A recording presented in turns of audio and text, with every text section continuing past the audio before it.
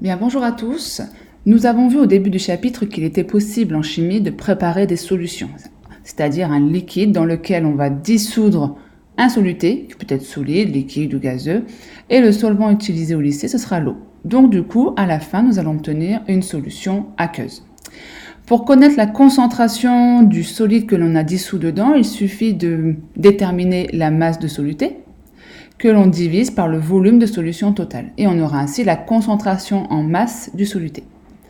Formule à retenir, on va en avoir besoin pour après, la masse du soluté. On peut l'obtenir d'après la formule précédente par la concentration en masse fois son volume. À chaque fois que vous verrez ce symbole crayon plus feuille, ça signifiera que vous devez écrire votre cours ou compléter la feuille que je vous ai donnée.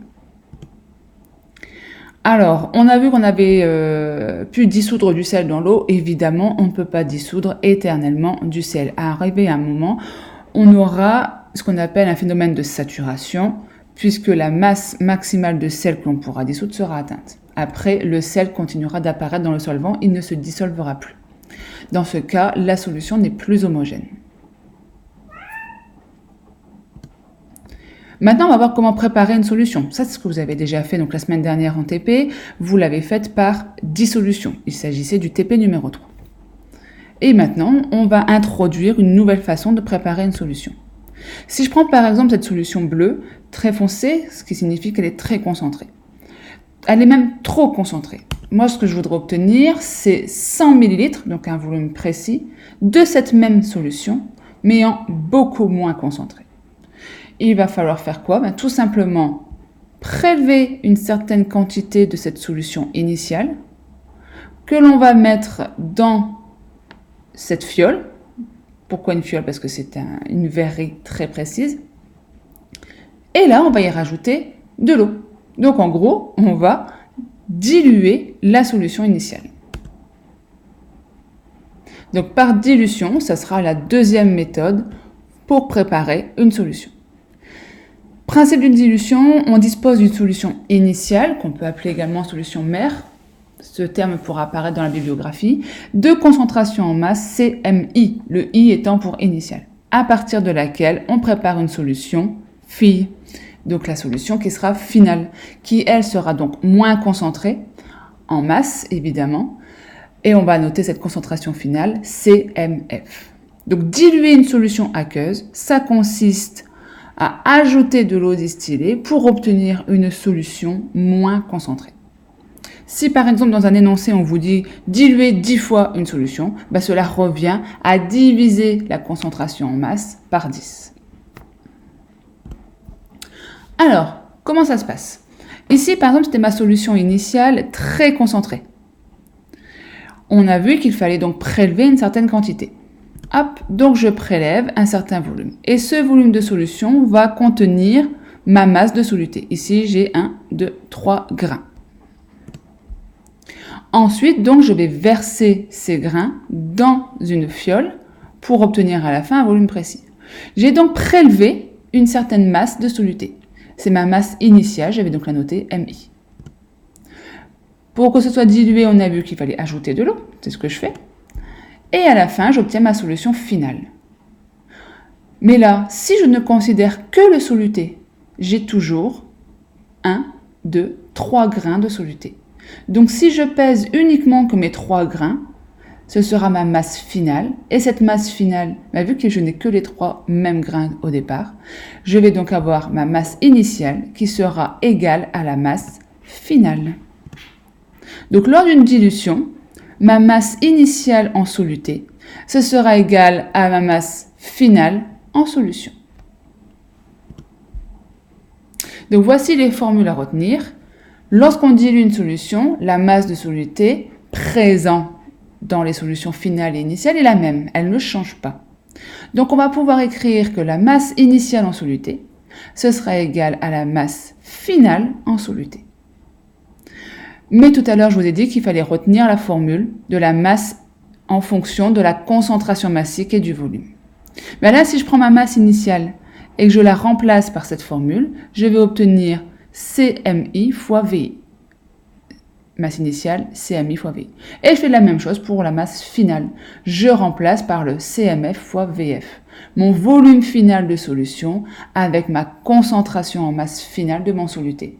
Parce que même si j'ai mes 3 grains qui sont toujours présents, comme ils sont présents dans un plus grand volume d'eau, on aura une solution moins concentrée. Tout à l'heure, on a parlé du fait qu'on avait dilué 10 fois la solution. Mais ça signifie qu'on a un facteur 10. On appelle ça ce facteur de dilution. On peut le déterminer de 2 façons. Soit en comparant la concentration initiale par rapport à la concentration finale, soit en comparant le volume final par rapport au volume initial. Il ne faut pas se tromper. Quand c'est les concentrations, c'est l'initial sur final. Quand c'est le volume, c'est final sur initial. Il suffit de retenir qu'il faut absolument que ce soit le plus grand qui soit au-dessus. Quand on a une solution très concentrée et qu'on veut la diluer, évidemment, la concentration initiale est plus grande que ma concentration finale. Alors que pour le volume final, comme je l'ai dilué, que j'ai rajouté de l'eau, mon volume est plus important à la fin. Donc mon volume final est plus grand que mon volume initial.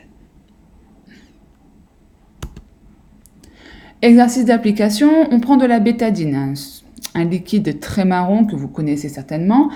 La bétadine dermique, donc, est une solution antiseptique utilisée pour le traitement des brûlures et des plaies. Dermique pour peau. La concentration en masse de la povidone iodée, c'est la substance active qui va réellement agir pour soigner, pour traiter les brûlures et les plaies. Donc, ça sera notre soluté dans la bétadine. Ce soluté est à la concentration initiale de 100 grammes par litre. Pour le lavage des plaies, la solution doit être diluée 10 fois. On vous demande dans un premier temps de déterminer la concentration en masse finale de la solution diluée. Si on regarde notre énoncé, on voit qu'on a une solution qui doit être diluée 10 fois, ça veut dire que mon facteur de dilution est égal à 10. On connaît la concentration en masse initiale qui est de 100 grammes par litre. Et on nous demande de déterminer la concentration en masse finale. Eh bien, la seule formule qui permet de relier tout ça, c'est le facteur de dilution. Or, nous, on nous demande de déterminer la concentration finale, donc qui est en dessous. On va donc alors obtenir concentration finale est égale à concentration initiale sur le facteur de dilution. Je remplace. J'ai une concentration initiale en grammes par litre, que je divise donc par 10, mon facteur de dilution. Je vais donc avoir 100 divisé par 10, 10 grammes par litre pour ma concentration finale.